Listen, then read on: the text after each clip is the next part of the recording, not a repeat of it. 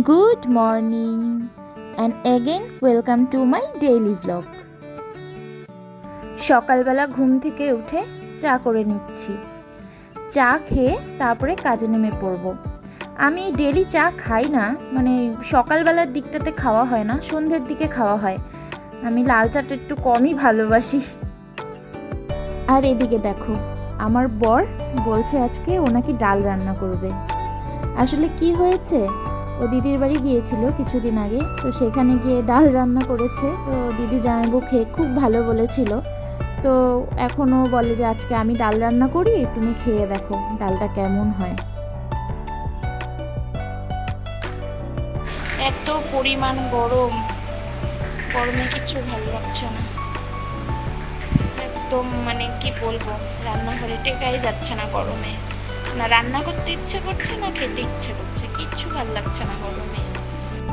তো কিছুদিন যাবত আমাদের এসিটা খুব ডিস্টার্ব করছিল, তো ফাইনালি আজকে সার্ভিসিং করানো হলো। সোহাগ বাবুর তো খেলার শেষই নেই, সারাদিন খেলা আর দুষ্টামি, আর কোনো কাজ নেই ওর। তোর কি আমাকে বারবার এসে আদর করতে ইচ্ছে করে? কি খাবে? কুরকুরে খাবে?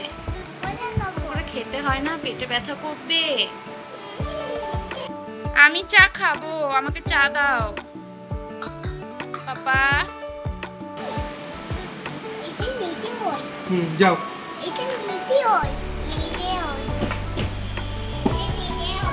ফ্রিজ খুলে মহারাজ দুটো মিষ্টি নিয়ে এসছে। টেস্টি টেস্টি বলো। তো এই যে খাবার নিয়ে চলে এসেছি, এখন সোহাগকে খাওয়াবো। আজকে রান্না হয়েছিল লাল শাক, মিষ্টি কুমড়ো ভাজি, কাঁচা কলার রসা আর মুগ ডাল। মুগ ডালটা আমার বর করেছে। আর এই যে ফোন ছাড়া তো এক ফোঁটা ভাত খাওয়ানো যাবে না, মানে একবারও মুখে নেবে না ফোন ছাড়া। ফোন দেখবে আর ভাত খাবে।